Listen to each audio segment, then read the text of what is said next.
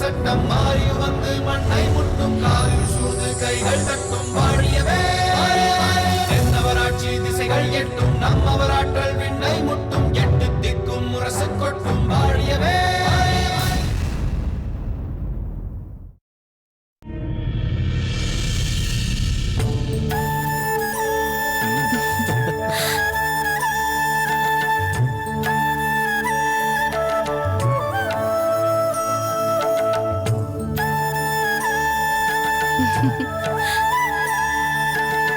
என்ன தாமரை, எங்கள் பாண்டிய நாட்டின் பாரம்பரிய நகையை பார்க்க விரும்பினாயே, எப்படி இருக்கிறது? கண்ணையும் கருத்தையும் கவரும் வண்ணம் மிக அற்புதமாக இருக்கிறது. மன்னர் பரம்பரையினர் தங்களது பொக்கிஷமாய் தலைமுறை தலைமுறையாய் பாதுகாத்து கொண்டு வரும் இந்த நகையை பற்றி நான் நிறைய கேள்விப்பட்டிருக்கிறேன். அதை பார்க்க வேண்டும் என்பது என்னுடைய நீண்ட நாள் ஆசை. தங்களால் என்று என்னுடைய அந்த ஆசை நிறைவேறிவிட்டது. தாமரை, இந்த பாரம்பரிய நகையை ராணியார் அவ்வளவு எளிதில் யாருக்கும் காண்பித்து விட மாட்டார். என்னவோ தெரியவில்லை, நீ கேட்டதும் உடனே காட்டிவிட்டார். எனக்கு தெரிந்து இந்த பாரம்பரிய நகையை இன்னொருவருக்கு கொடுத்தார் என்றால் அது தன் மருமகள் மலர்கொடிக்கு மட்டும்தான். அது என்னுடைய பாக்கியம் மாமா. அந்த விஷயத்தில் நான் மிகவும் அதிர்ஷ்டசாலி. அவர் என்னை மருமகளாக பார்க்கவில்லை, மகளாகத்தான் பார்க்கிறார். அம்மா, எத்தனையோ பேர் கேட்டும் அவர்களுக்கு தாங்கள் காட்ட விரும்பாத பாரம்பரிய நகையை தாமரை கேட்டதும் காட்டிவிட்டீர்களே. தாமரை மட்டுமென்ன அவ்வளவு சிறப்பா? நிச்சயம் தாமரை எனக்கு சிறப்பானவள்தான். எப்பவுமே அவள் மேல் எனக்கு ஒரு பரிவு உண்டு. சிறு வயதிலிருந்தே துன்பங்களையும் துயரங்களையும் அனுபவித்தவள் தாமரை. ஒரு பெண்ணாக இருந்து கொண்டு அவள் எதிர்கொண்ட இன்னல்கள் ஏராளம். உடல் ரீதியாகவும் உறவு ரீதியாகவும் அவள் நிறைய பாதிக்கப்பட்டு விட்டாள். அவள் அளவிற்கு சிரமப்பட்டவர்கள் யாருமே இருக்க மாட்டார்கள். தாமரையின் வாழ்வில் எண்ணற்ற வேதனைகள், கணக்கற்ற சோதனைகள், தேவையற்ற குறுக்கீடுகள் என்று எத்தனையோ இடர்பாடுகளை அவள் எதிர்கொண்ட போதும் அத்தனையும் தன்னுடைய சகிப்புத்தன்மையால் கடந்து வந்து பெண்மையின் சிகரமாய் விளங்கி பெண் இனத்திற்கே பெருமை சேர்த்த தாமரையை நினைக்கும் போது எனக்கு மிகவும் பெருமிதமாக இருக்கின்றது. என்ன தேவி, தாமரைக்கு பெரிய புகழாரமே சூட்டிவிட்டாய். ஆனால் உன்னுடைய அத்தனை பாராட்டுதலுக்கும் உரித்தானவள்தான் அவள். அம்மா, முன்பெல்லாம் மலர்கொடிக்குத்தான் புகழாரம் சூட்டுவீர்கள். இப்போது அந்த புகழாரத்தை தாமரைக்கும் சூட்ட ஆரம்பித்து விட்டீர்கள். இதில் எதற்காக என்ன இழுக்கிறீர்கள்? அத்தையார் தாமரையை பற்றிய தன் அபிப்பிராயத்தை கூறினார்கள். உண்மைதான். நான் தாமரை வேறு மலர்கொடி வேறு என்று நினைக்கவில்லை. எனக்கு இருவரும் ஒன்றுதான். இருவரும் ஒன்று என்றால் மலர்கொடிக்கு அந்த பாரம்பரிய நகையை அணிய கொடுத்தது போல் தாமரை கேட்டால் அந்த நகையை அணிவதற்கு தருவீர்களா? நிச்சயம் தருவேன். அதில் என்ன சந்தேகம் உனக்கு? இதோ இப்போதே இந்த பாரம்பரிய நகையை தாமரைக்கு அணிவிக்கிறேன். வேண்டாம் மகாராணியாரே. ஏன் மறுக்கிறாய் தாமரை? தேவி ஆசைப்படுகிறாள், அணிந்து கொள். அணிந்து கொள்.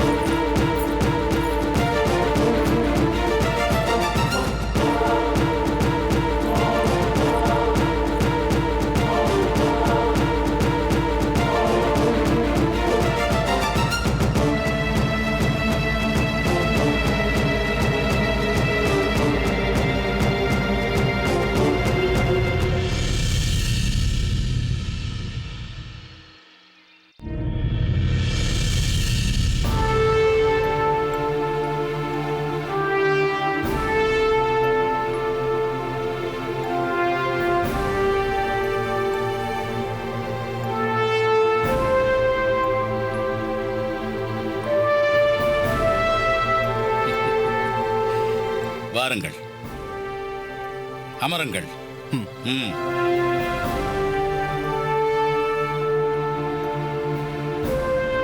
உங்கள் இருவரையும் பார்த்தால் இரவு உறக்கமில்லாமல் இருந்தது போல் தெரிகிறதே. உண்மைதான் தந்தையே. எங்கோ சென்றுவிட்டு வந்திருக்கிறீர்கள் என்பதும் புரிகிறது. அதுவும் சரிதான். எங்கே என்று கேட்டால், ஏன் அது உங்களுக்கு தெரியாதா என்று கேட்பாய். அதனால் நானே சொல்கிறேன். நீங்கள் இருவரும் நகர சோதனைக்கு சென்று வருகிறீர்கள், அப்படித்தானே? தாங்கள் சொன்ன பிறகு அது தவறாக இருக்குமா? நாங்கள் நகர சோதனைக்குத்தான் சென்று வந்தோம். அதிலும் இப்போதெல்லாம் அதில் தவறுவதற்கு வழியே இல்லை. அது எப்படி? என்றேனும் ஒரு நாள் இன்று சற்று சோர்வாக இருக்கிறதே. நகர சோதனைக்கு நாளை போய்க் கொள்ளலாம் என்று நினைத்தாலும் பார்த்திபன் என்னை விடுவதே இல்லை. ம்ஹும். இன்று மருவூர் பாக்கம் சென்று அங்கு என்ன நிலை என்பதை அறியலாமே என்று அழைப்பதால் எனக்கும் உற்சாகம் தோன்றி விடுகிறது. நானும் புறப்பட்டு விடுகிறேன். அப்படி சொல். அதுதான் சரி. அப்படித்தான் இருக்கவும் வேண்டும். இதுவரை நகர சோதனைக்கு சென்று வந்ததின் மூலம் நீங்கள் என்ன தெரிந்து கொண்டீர்கள்? மன்னவா, தங்கள் ஆட்சியின் மாண்பை பாராட்டாதவர்களே கிடையாது. நாம் செய்த பாக்கியம், சோழ நாட்டில் பிறந்திருக்கிறோம், கரிகால் பெருவளத்தாரின் காலத்தில் வாழ்கிறோம் என்று பெருமிதத்தோடு சொல்கிறார்கள். நமக்கு எந்த பிரச்சனை நேர்ந்தாலும் அவையெல்லாம் தாங்கிக் கொண்டு எதையும் வெளிப்படுத்திக் கொள்ளாமல் நம் கடமைகளை செய்கிறோம் அல்லவா? அதற்கு கிடைக்கும் பாராட்டுதான் இது. குறிப்பிடும்படி வேறு ஏதேனும் நிகழ்ச்சிகள் உண்டா? பாண்டிய இளவரசர் சோழ அரண்மனைக்கு வந்ததும் திரும்பிச் சென்றதும் மக்களில் சிலருக்கு, அதிலும் குறிப்பாக ராஜவீதியில் வாழ்பவர்களுக்கு தெரிந்திருக்கிறது. அவர்கள் அதை பற்றி பேசிக் கொள்கிறார்கள். என்ன பேசுகிறார்கள்? அவர்களுக்கு இளம்பழுதியை பற்றிய விஷயம் ஏதாவது தெரிகிறதா? இல்லை இல்லை, பாண்டிய இளவரசர் வந்திருந்தார் என்பதும் புறப்பட்டு சென்றார் என்பதும் மட்டும்தான் அவர்களுக்கு தெரியும். வேறு என்ன பேசுகிறார்கள்? பாண்டிய இளவரசருக்கு சோழ மாமன்னர் மீது எவ்வளவு ஈடுபாடு பார்த்தீர்களா? அவர் பாண்டிய பேரரசின் மைந்தராக இருந்தும் கொற்கையை அரசாளும் மன்னராக இருந்தும் அதையெல்லாம் விடுத்து நீண்ட நாட்கள் இங்கேயே தங்கிவிட்டாரே என்று வியப்போடு பேசிக் கொள்கிறார்கள். இதை கேட்கும் பொழுது எனக்கு மிகவும் மகிழ்ச்சியாக இருக்கிறது. மேலும் மகிழ்ச்சி அடையத்தக்க செய்தி வந்திருக்கிறது மன்னவா. வாருங்கள் அமைச்சரே.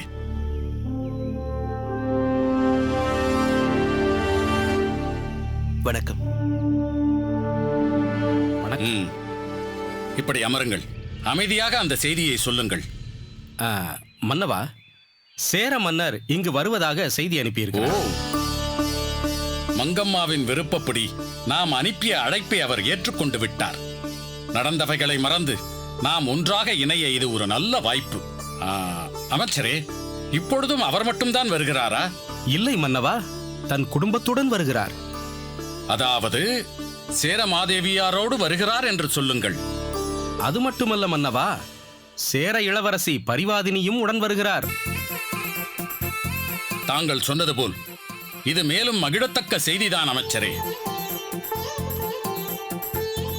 சேரமன்னர் அரசு முறை பயணம் என்ற முறையில் இருபுறமும் இதுவரை நடந்ததை மறந்து இயல்பாக இருப்போம் என்று வருவதாக இருந்தால் அவர் மட்டுமே வந்திருப்பார். மகாராணியையும் இளவரசியையும் அழைத்து வருகிறார் என்றால் நெருக்கமான உறவை நாடி நட்பு நாடி வருகிறார் என்பதுதான் பொருள். நாமும் அதற்கேற்ப அவர் மனம் மகிழும்படி அவர்களை சிறந்த முறையில் வரவேற்று உரிய கௌரவத்தை அளிப்போம்.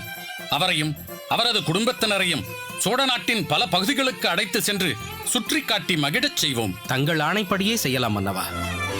கிள்ளிவளவா, தந்தையே, சேர மன்னரின் குடும்பத்தினரை வரவேற்பதில் உனக்கு எந்த பிரச்சனையும் இல்லையே? தாங்களே எல்லாவற்றையும் மறந்து அவர்களை வரவேற்க தயாராகிவிட்ட பிறகு எனக்கு என்ன தடை இருக்கப் போகிறது? அப்படியே செய்யுங்கள். பார்த்திபா, சொல்லுங்கள் மன்னவா. சென்ற முறை சொன்னது போல் நீ எங்கள் பாதுகாப்பிற்கு தேவையில்லை என்று சேர மன்னர் சொல்ல மாட்டார். குணாளன் திறமையை மறந்திருக்க மாட்டார் அல்லவா?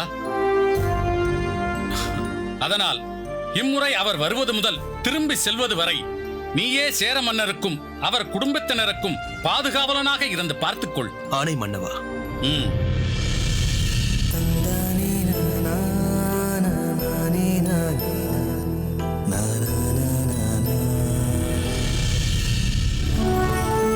அறிவுடை நம்பிகளே, இப்படி இளவரசர் இளம்வழுதியும் நம்முடன் ஒன்றாக அமர்ந்து உரையாடி மகிழ்ந்து வெகு காலமாகிறது அல்லவா?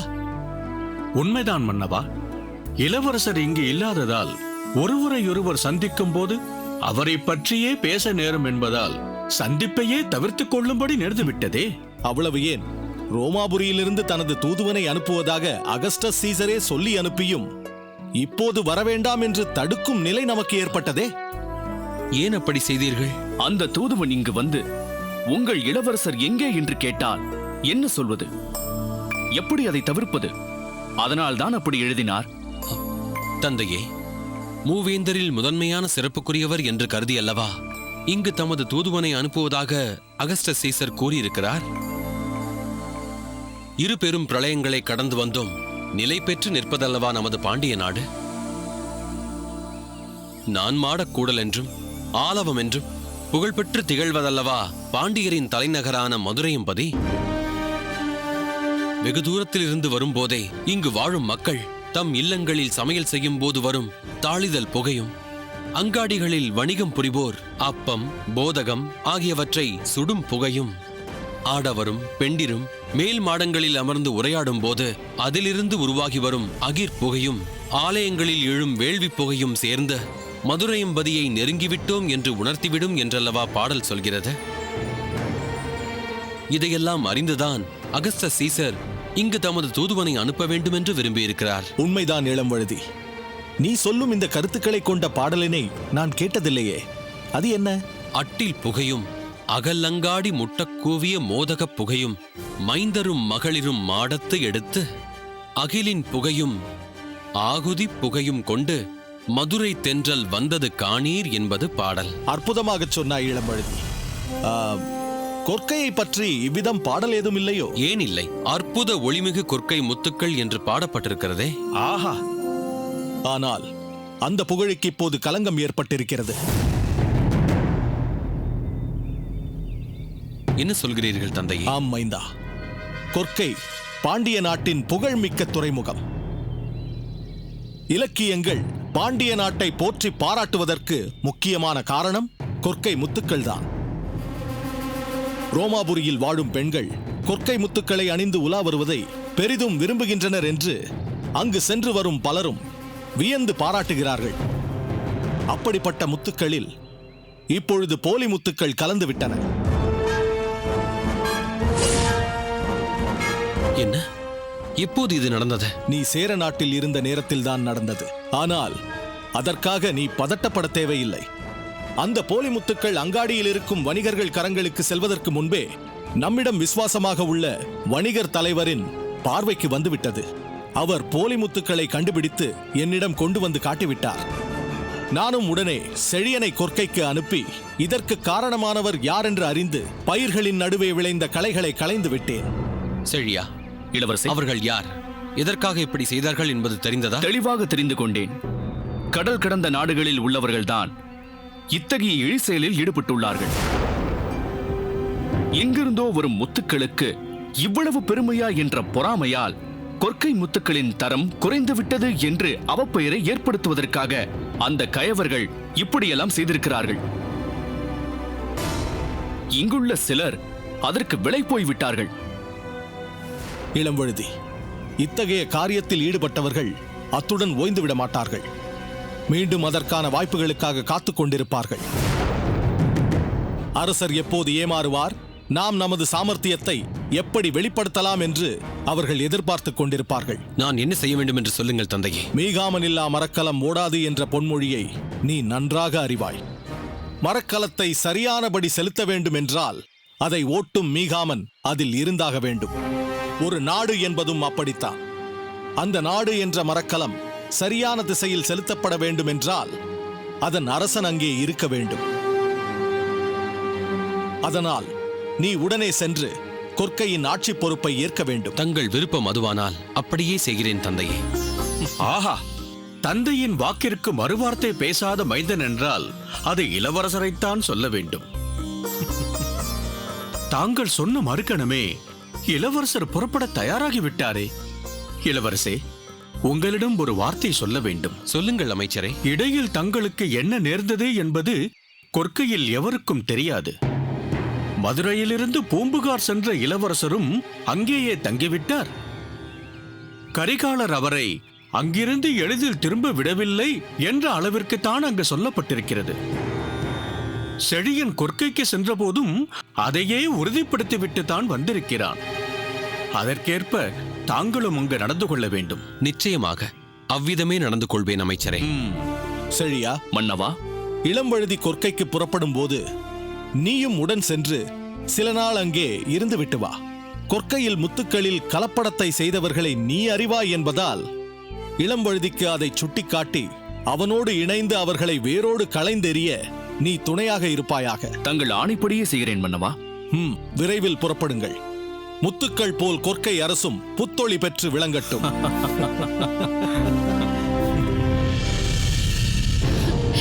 பிரபு, பிரபு. வா மங்கம்மா, என்ன உன் முகத்தில் இவ்வளவு உற்சாகம்?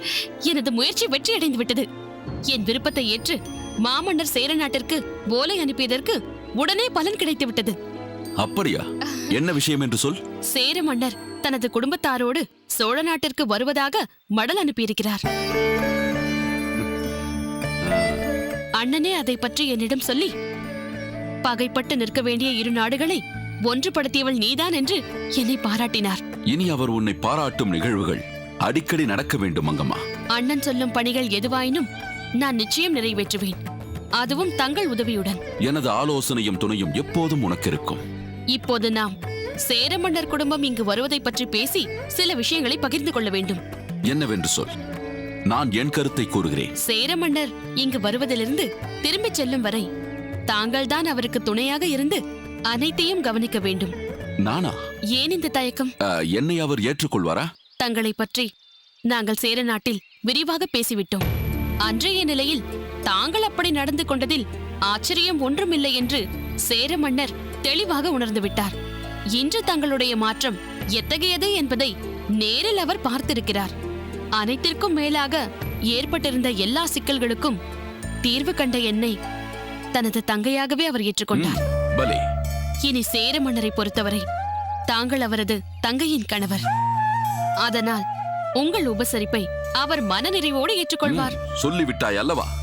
சேர மன்னர் இங்கு வந்த பிறகு அவரே வியந்து பாராட்டும் அளவிற்கு செய்கிறேன் பார். என்னை பொறுத்தவரை சேர மன்னர் சோழ நாட்டிற்கு ஒருமுறை வருகை தந்துவிட்டு போகும் விருந்தாளியாக மட்டும் நினைக்கவில்லை. வேறென்ன? விரைவில் சோழ நாட்டின் மாமன்னருக்கு சம்மந்தியாகவும் ஆக வாய்ப்பிருக்கிறது என்கிறேன். என்ன சொல்கிறாய் மங்கம்மா? கிள்ளிவளவன் அன்று அவனுக்கிருந்த மனநிலையில் மனோரஞ்சிதத்தை தவிர என் மனதில் வேறு எவருக்கும் இடமில்லை என்று சொல்லிக் கொண்டிருந்தான். ஆனால் இப்பொழுது நிலைமையே வேறு. மனோரஞ்சிதம் எங்கு சென்றாள், என்ன ஆனாள் என்பது தெரியவில்லை. கிள்ளிவளவனும் அவளை சிறிது சிறிதாக மறக்கத் தொடங்கிவிட்டான். அதற்காக முன்பு மணக்க மறுத்த பெண்ணை இப்போது ஏற்றுக்கொள்வான் என்று எப்படி சொல்ல முடியும்? நீங்கள் இருங்கோவேலோடு முன்பு சேர நாட்டிற்கு சென்றிருந்த போது பரிவாதினியை பார்த்தீர்களோ இல்லையோ? இப்பொழுது பார்த்தால் இப்படி ஒரு கேள்வியை நீங்கள் கேட்கவே மாட்டீர்கள். அப்படியா சொல்கிறாய்? அதில் என்ன சந்தேகம்? கிள்ளிவளவன் மனம் மாறுவான் என்கிறாயா? பரிவாதினியை பார்த்த பிறகு நிச்சயம் அவன் மனதில் மாற்றம் ஏற்படும். எந்த நம்பிக்கையில் இந்த அளவிற்கு சொல்கிறாய்? பரிவாதினி சிறந்த முறையில் கல்வி பயின்றவள். கபிலரிடம் இலக்கண இலக்கியங்களை முறைப்படி கற்று தேர்ச்சி பெற்றிருக்கிறாள். முத்துநகை அங்கு சென்றிருந்த போது சிறந்த முறையில் அவளிடம் ஆயுத பயிற்சியை பெற்றிருக்கிறாள்.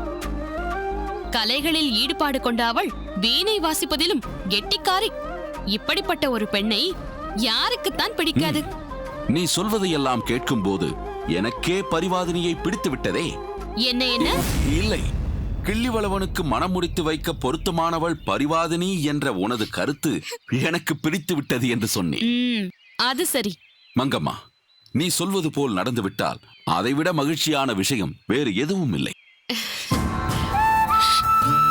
பாண்டிய பேரரசரின் மகனுக்கு தன் மகளை மனம் செய்து தந்திருக்கிறார் சோழ மன்னர். சேர பேரரசரின் மகளை தன் மகனுக்கு மனம் முடித்து வைத்தால் மூவேந்தர்களும் சம்மந்தியாகி விடுவார்கள். அதன் மூலம் மூவேந்தர் கொடியும் ஒன்றாக பறக்கும் காலம் உருவாகும். தமிழகத்தை ஆளும் மூவேந்தர்களும் ஒன்றுபட்டு நிற்கிறார்கள் என்று அறிந்தால் வடதிசை மன்னர்கள் திகைத்து போவார்கள். அதன் பின் இங்கு காலடி எடுத்து வைக்கும் துணிச்சல் எவருக்கும் வராது. உலகமே தமிழரின் ஒற்றுமையைக் கண்டு வியந்து பாராட்டும். ஆஹா பிரபு, தாங்கள் சொல்ல சொல்ல என் உடல் சிலிர்க்கிறது. அந்த நிலையை உருவாக்க நாம் இருவரும் இணைந்து பாடுபட வேண்டும். நிச்சயமாக இதில் நான் உனது நோக்கத்திற்கு துணையாக நிற்பேன் மங்கம்மா, துணையாக நிற்பேன்.